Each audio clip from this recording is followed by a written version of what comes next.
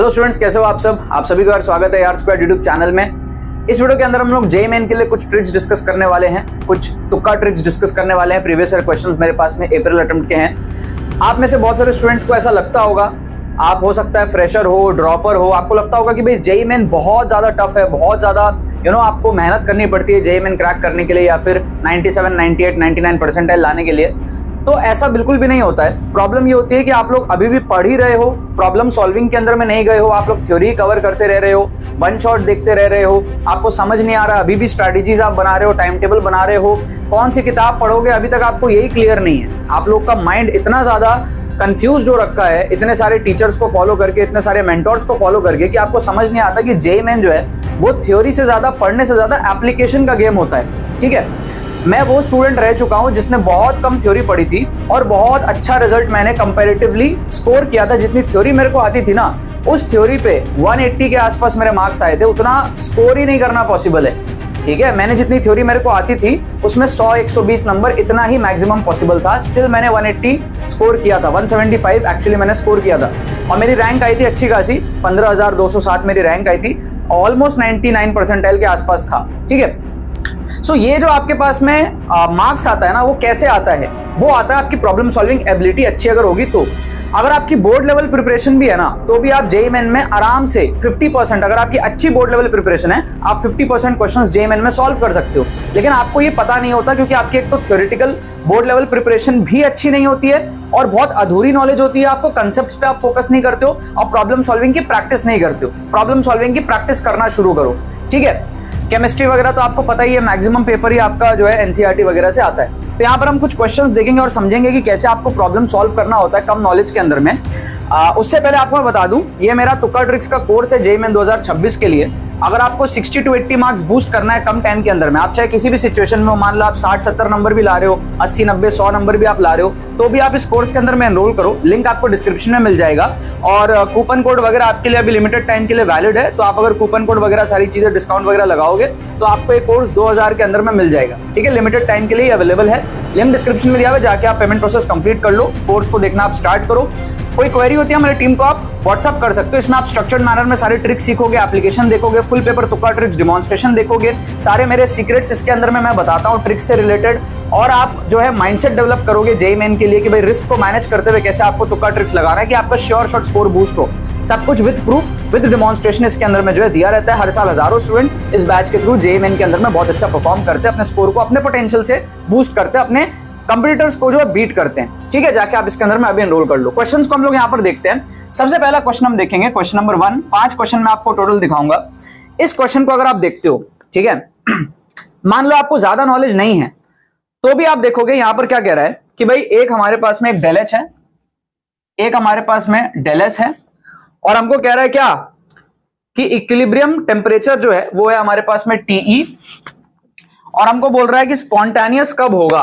ठीक है, actual method पे भी आएंगे, बट अगर आपको तुक्का मारना हो तो आप कैसे ऑप्शंस को एलिमिनेट कर सकते हो। आप एक चीज सोचो कि यहां पर तो इक्विलिब्रियम कह ही रहा है टी पे, है ना, जो हमारे पास में 4 ऑप्शंस है, उसको हम कैसे एलिमिनेट कर सकते हैं। ध्यान से देखना, जो पहला ऑप्शन है उसमें कह रहा है कि भाई टी इक्वल्स टू टीई। भाई ये स्पॉन्टेनियस के लिए अगर होता तो क्वेश्चन में मेंशन थोड़ी करता कि इक्विलिब्रियम टेम्परेचर इज टीई। ठीक है, उसमें तो इक्विलिब्रियम पे है ना, तो टी नहीं होगा हमारे पास में। ठीक है, टी इक्वल्स टू टी नहीं होगा, कुछ और होगा, ग्रेटर हो सकता है, लेस हो सकता है, बी और सी हो सकता है। ऑप्शन डी अगर आप देखोगे ना कि दे रहा है T is equals to 5 times T, क्वेश्चन में ऐसा कोई स्पेसिफिक डेटा ही नहीं है कि आप ये कह सको कि 5 गुना होगा। कोई लॉजिक ही नहीं है, क्वेश्चन में कोई नंबर ही नहीं है। तो समझ में आ रहा है कि भाई 5 गुना टी का कोई यहां पर लॉजिक नहीं बनता है। ठीक है, 5 गुना टी का यहां पर कोई लॉजिक नहीं बनता। आप कह सकते हो कि भाई ऑप्शन बी और ऑप्शन सी में से आंसर होगा। तो इस क्वेश्चन में अगर आपको तुक्का लगाना है तो आप ऑप्शन बी और ऑप्शन सी में तुक्का लगाओगे। ठीक है, ऑप्शन एलिमिनेशन मैंने आपको सिखा दिया। कम नॉलेज के अंदर में, बहुत कम नॉलेज पे आप ये कर सकते हो। बाकी अगर आपको थोड़ी बहुत नॉलेज है तो आपको पता है कि भाई डेल जी जो होता है, डेल जी जो हमारे पास में होता है that is del H minus T del S, ये होता है। अगर इक्विलिब्रियम है तो this will be equals to 0 let say. तो इक्विलिब्रियम केस में हमारे पास में क्या हो जा रहा है, टी जो बन जा रहा है ना वो टी बन जा रहा है जब ये 0 हो जा रहा है। ठीक है, उस स्पेसिफिक टी को हम टी कह रहे हैं, इक्विलिब्रियम टेम्परेचर कह रहे हैं। अब हमको क्या चाहिए होता है स्पॉन्टेनियस के लिए ना, ये जो है लेस देन 0 चाहिए होता है। है ना। अगर ये लेस देन 0 होगा तब इसको हम कहेंगे स्पॉन्टेनियस, मतलब हमको ये नेगेटिव में चाहिए। अगर नेगेटिव में चाहिए तो हमको ये वाली जो वैल्यू है ये इससे बड़ी चाहिए, ठीक है, क्योंकि जब इक्वल था तो दोनों इक्वल था तो 0 आया, इक्विलिब्रियम वाला केस। अगर लेस देन 0 चाहिए तो नेगेटिव का ये जो टर्म है ये थोड़ा सा बड़ा चाहिए मैग्नीट्यूड में। इसका मतलब t की जो वैल्यू है वो बड़ी हो जाएगी t से। क्या जो t की वैल्यू है वो t से बड़ी हो जाएगी, समझ रहे हो। Reaction become spontaneous at t greater than t, ठीक है। अब हम जो भी t लेंगे वो अगर t से बड़ा होगा तो ये जो नेगेटिव वैल्यू है बड़ी आएगी, तो ओवरऑल वैल्यू नेगेटिव आएगी। समझे आप बात को। तो इसका मतलब क्या हो गया, t has to be greater than t। तो आपका ऑप्शन सी जो है ना ये करेक्ट आंसर हो जाएगा। 4 नंबर हमको यहां पर मिल जाएंगे, ठीक है। ये हमारा फर्स्ट क्वेश्चन था।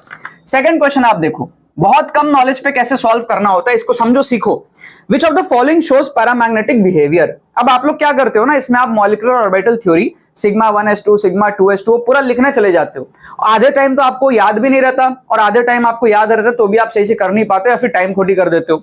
आपको यहाँ पर पैरामैग्नेटिक बोल रहा है तो स्ट्रेट अवे आपको ये एक तो याद होना चाहिए कि भाई O2 जो होता है ना स्पेशल केस होता है, ठीक है। पूरी की पूरी थ्योरी जब आप पढ़ते हो मॉलिक्यूलर ऑर्बिटल थ्योरी की तो वो O2 के केस से स्टार्ट होता है कि O2 जो है वो पैरामैग्नेटिक होता है, ठीक है। तो O2 हमारे पास में क्या है, पैरामैग्नेटिक होता है। N2 हमारे पास में डायमैग्नेटिक होता है और F2 हमारे पास में डायमैग्नेटिक होता है। इसमें हमारे पास में 14 इलेक्ट्रॉन होते हैं, इसमें 16 इलेक्ट्रॉन होते हैं, इसमें 18 इलेक्ट्रॉन होते हैं। तो इससे आप जो है बहुत ही सिंपल केसेस है, आपको याद होना चाहिए। आप डायरेक्टली कह सकते हो कि O2 जो है उसमें अनपेड इलेक्ट्रॉन्स रहते हैं, मैं आपको बताऊंगा कैसे। पैरामैग्नेटिक होता है और हमारे पास में N2 और F2 डायमैग्नेटिक होता है। क्लियर है। इससे हम कुछ ऑप्शंस एलिमिनेट कर सकते हैं एटलीस्ट। जैसे आप अगर देखोगे ना option A, option B, option C और ऑप्शन डी, आपको जो ऑप्शंस दिए हुए हैं, ऑप्शन ए में अगर आप देखोगे कह रहा है बी ओनली, बी पैरामैग्नेटिक है, मतलब बी में क्या है N2 दिया हुआ है, N2 तो डायमैग्नेटिक है, ठीक है। तो ये ऑप्शन तो हो ही नहीं सकता। ए आपका है पैरामैग्नेटिक, मतलब O2 पैरामैग्नेटिक है। तीनों ऑप्शन में आप देखो ए दिया हुआ है आपको, इसका मतलब ये तीनों ऑप्शन में से कोई हो सकता है। फिर आप देखोगे ना कि F2 इज डायमैग्नेटिक, F2 कहां पर है, C आपके पास में है, इसमें A एंड C दिया हुआ है, तो ये भी एलिमिनेट हो गया क्योंकि F2 हमारे पास में पैरामैग्नेटिक नहीं होता है। आप इन दोनों में से तुक्का लगा सकते हो, जहां पर आपको कह रहा है A एंड E और यहां पर आपको कह रहा है A एंड D कि भाई S2 और Cl2 इसमें से कोई पैरामैग्नेटिक हो सकता है। हमने दो ऑप्शन एलिमिनेट किया, आप दो में से तुक्का लगा सकते हो, C या फिर D में से, ठीक है। 50-50 चांस है आपका आंसर सही होगा या फिर गलत होगा, बट थोड़ी बहुत नॉलेज पे कैसे करना है मैं आपको समझा रहा हूं। इसको चेक करने का तरीका मैं आपको बता देता हूं। इस तरीके से आपको डालना पड़ता है इसमें 2 2 2 2, ठीक है। वो सिग्मा 1s2 सिग्मा 2s2 वैसे मत करा करो हर समय, ऐसे करा करो 2 2 2 2, उसके बाद में 1 1 1 1 ऐसे डालना पड़ता है, ठीक है। फिर उसके बाद में 2 आता है, उसके बाद में फिर 1 1 1 1 ऐसे डाला जाता है। समझे, ये पैटर्न को याद रख लो। 2 2 2 2, 8 के बाद रुकना है, 1 1 1 1 करके डालना है, फिर 2 डालना है एक साथ और फिर 1 1 1 1 करके डालना है। तो अब मैं आपको समझाता हूं क्या होता है। जैसे N2 के लिए अगर हम देखें, N2 में होता है 14 इलेक्ट्रॉन, तो 2 2 2 2 8, ठीक है। फिर 9 10 11 12 एक एक करके डाला, फिर 13 14, यहां पे आपका N2 खत्म हो जाएगा। सारे हमारे पास में क्या हो गए, पेयर्ड अप हो गए, डायमैग्नेटिक हो गया। O2 के केस में क्या होता है ना, 16 इलेक्ट्रॉन होते हैं, तो 2 2 2 2 8 डाल दिया, फिर एक एक करके डालो, 9 10 11 12 डाल दिया, फिर 2 डालो आप 14, अभी 16 तक है। इसका मतलब एक एक करके डाल रहे हैं ना, तो ये वाला केस जो है ना सिंगल, यहां पर ऐसे 2 अनपेयर्ड बच जाते हैं O2 के केस में। इसीलिए कह रहा हूं 8 के बाद एक एक करके डालना है और हमारे पास में यहां 14 के बाद एक एक करके डालना है। एक साथ 2 इलेक्ट्रॉन नहीं डालना, एक डालो एक डालो एक डालो एक डालो, इसीलिए 16 पे जाकर के एक एक रह जाता है। तो इसीलिए हमारे पास में O2 क्या होता है, पैरामैग्नेटिक होता है। थोड़ी सी मैंने थ्योरी भी आपको यहां पर कवर करा दी।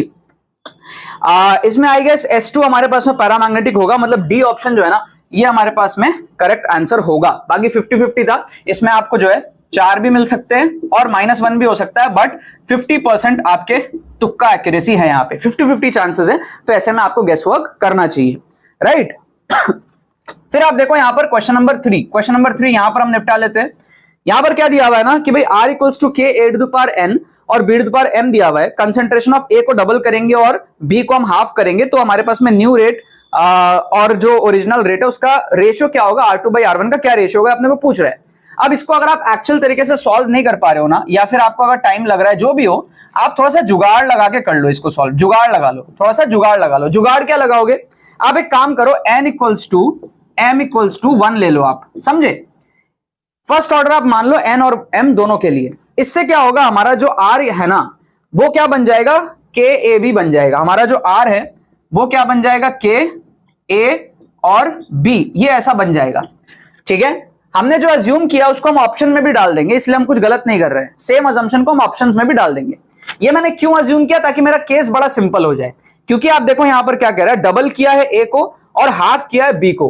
अगर मैं ए को डबल कर दूं और बी को हाफ कर दूं तो वो 2 और बाई 2 कट जाएगा ना, इसका मतलब रेट सेम रहेगा। समझे, अगर मैं ए को डबल करूं और बी को हाफ करूं तो मेरा रेट सेम रहने वाला है। समझे, यहां पे मैं 2 करूंगा, यहां पे बाई 2 करूंगा, दोनों कट जाएगा, मेरा रेट सेम रहेगा। इसका मतलब क्या हो रहा है, ये वाला केस लेने से मेरा जो रेट नया और पुराने का जो रेशियो है वो है 1। इसका मतलब मेरा R2 अपॉन R1 का जो रेशियो है वो है 1।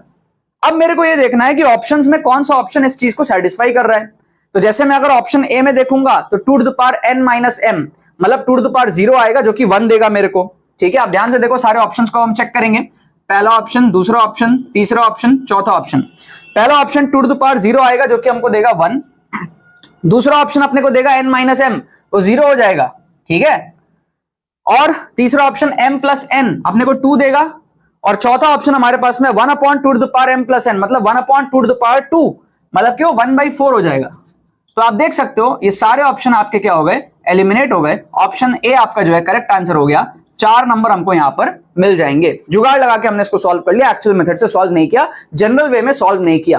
तो ऐसे आप हैक्स को यूज कर सकते हो। थोड़ी बहुत बोर्ड लेवल नॉलेज अगर आपकी है तो ये सारे क्वेश्चंस आपसे बनते हैं। कुछ फिजिक्स के हम यहाँ पर क्वेश्चंस देखेंगे। क्वेश्चन नंबर 4 आप देखो, थ्योरेटिकल क्वेश्चन है, समझाता हूं मैं आप कैसे कर सकते हो। कह रहा है which of the following are correct expression for torque acting on a body. अब आपको यहां पर दिया हुआ है 5 A B C D E ऐसे दिए हुए आपको एक्सप्रेशंस। अब ना आपको देख के थोड़ा सा डर लगता होगा कि भाई क्या होगा सही क्या नहीं होगा।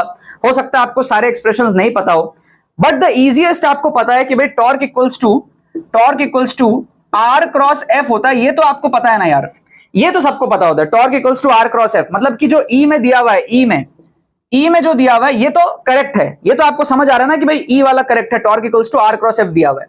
समझे, तो हमारे पास में आप ध्यान से देखो, जो 4 ऑप्शन है ना ए बी सी डी, उसमें आप देखो ई किसमें नहीं है। ऑप्शन बी में ई नहीं है, ऑप्शन बी को आप काट दो। ए सी डी तीनों में ई है तो उसको आप होल्ड पे रखो। अब आप ध्यान से देखो, अगर torque equals to R cross F हो गया तो torque equals to R cross L होगा क्या, जो हमारे पास में ए में दिया हुआ है आर क्रॉस एल। भाई सेम चीज के 2 सिमिलर एक्सप्रेशंस कैसे आ सकते हैं, एक जगह एफ और एक जगह एल, दोनों अलग अलग फिजिकल क्वांटिटीज है ना। तो अगर आर क्रॉस एफ हो रहा है तो आर क्रॉस एल नहीं होगा, मतलब कि ए वाला नहीं होगा। अब आप देखो ए वाला कहां पे दिया हुआ है, ऑप्शन डी में दिया हुआ है, मतलब ए वाला नहीं होगा, तो ये वाला एलिमिनेट कर दो आप। ए और सी में से अब आपको चूज करना है। ठीक है, अब ए और सी में से क्या डिफरेंस है, ए और सी में से बस एक सी एक्स्ट्रा है। ए में आपका बी डी ई है और सी में आपका बी सी डी ई है, तो खाली सी को आप चेक कर लो। सी को अगर आप देखोगे तो R cross rate of change of momentum, right, force is what, mass into acceleration. एक तरीके से acceleration is velocity by time, MV by T, rate of change of momentum. याद आ जाएगा आपको कि भाई force is rate of change of momentum, DP by DT. तो इसका मतलब सी जो है वो करेक्ट है, इसका मतलब सी को इंक्लूड करना है। तो ऑप्शन सी को आप तुक्का लगा लो, इसको आप एलिमिनेट कर दो, 4 नंबर आपको यहां पर मिल जाएंगे। तरीका समझ आया। हमने बी और डी को तो चेक ही नहीं किया क्योंकि वो थोड़े गंदे लगते हैं एक्सप्रेशंस। ठीक है, वो थोड़ा रोटेशन वगैरह वहां पे आ जा रहा है ना, आई अल्फा वगैरह, तो उसको हमने किया ही नहीं। हमने सिंपल जो है बेसिक एक्सप्रेशन से ही क्वेश्चन को उड़ा दिया। मतलब डीप में जाने की जरूरत नहीं है क्वेश्चंस को सॉल्व करने में जेईएमएन में, इसलिए मैं कह रहा हूं जेईएमएन इज इजी। अगर आप बोर्ड लेवल नॉलेज भी रखते हो, 50% क्वेश्चंस आप सॉल्व कर सकते हो, अगर आपकी प्रॉब्लम सॉल्विंग एबिलिटी ठीक है तो हो गया, आपका एनआईटीज पूरा हो जाएगा। थोड़ी बहुत आप प्रीवियस ईयर क्वेश्चंस कर लो, आपका काम बन जाएगा, राइट। एक क्वेश्चन और आप देखो, क्वेश्चन नंबर 5, यहां पर लास्ट क्वेश्चन इस वीडियो का। इसमें क्या कह रहा है, consider the Bohr model of hydrogen like atoms. Ratio बताना है आपको, रेडियस का 5th ऑर्बिट है दोनों के लिए, Li2+ और He+। ठीक है, पहले देखेंगे कि भाई ऑप्शंस कैसे एलिमिनेट कर सकते हैं। हमारे पास में ना 4 ऑप्शंस दिए हुए, ए बी सी डी।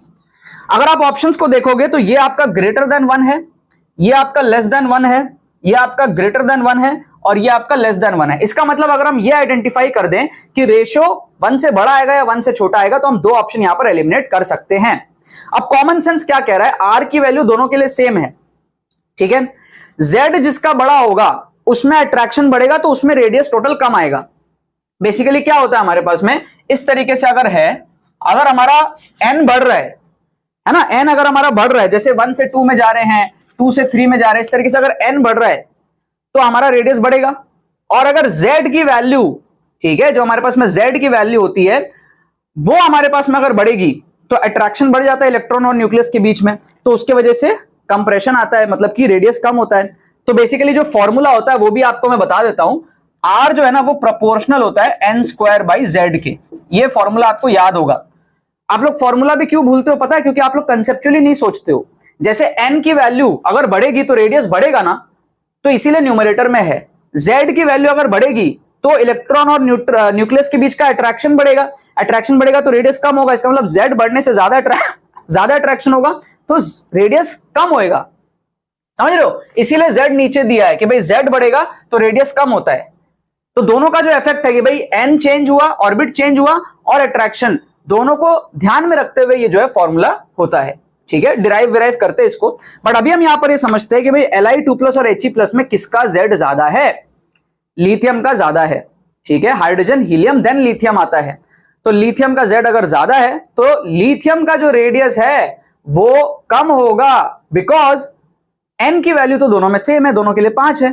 तो जो डिपेंडेंसी आ रहा है वो z पे आ रहा है। लिथियम का z ज्यादा है तो रेडियस कम होगा। इसका मतलब जो रेशियो आएगा वो <<1 का आएगा। अब <<1 कौन सा ऑप्शन है? ये वाला ऑप्शन, ये वाला ऑप्शन। इसको आप एलिमिनेट कर दो, इसको आप एलिमिनेट कर दो। आप यहां पर जो है बी और डी में से तुक्का लगा सकते हो।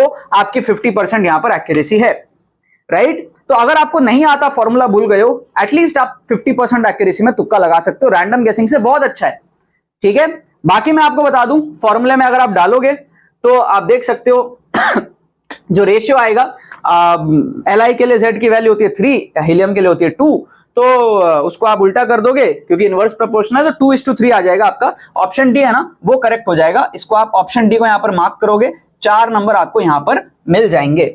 ये सारे क्वेश्चन सेम जेईई मेन के पेपर के क्वेश्चंस थे और ऐसे बहुत सारे क्वेश्चंस आप कर सकते हो। चैनल के साथ में जुड़े रहो। मैं बैक टू बैक एपिसोड्स के अंदर, मैं वीडियोस के अंदर में, हमारी सीरीज भी चल रही है तुक्का ट्रिक्स की, तो आप रेगुलरली देखोगे तो मैं आपको हंड्रेड्स ऑफ क्वेश्चंस यहां पर प्रैक्टिस कराने वाला हूं, जिससे कि आपको समझ आएगा जेईई मेन में कैसे सॉल्व करते हैं। आप भी उसको सीखोगे। बाकी कोर्स का लिंक आपको डिस्क्रिप्शन में मिलेगा, बहुत इंपॉर्टेंट है वो भी। अगर आपको यूट्यूब वीडियो से हेल्प हो रहा है तो कोर्स से आप और एक एडवांस नेक्स्ट लेवल जा सकते हो, अपने स्कोर को श्योर शॉर्ट तरीके से अच्छे खासे बूस्ट कर सकते हो और बाकी कंपटीशन से आगे रह सकते हो। चलो बाकी तो बस यही बात है। बहुत बहुत धन्यवाद मेरे साथ इस वीडियो में जुड़ने के लिए। बने रहिए यार।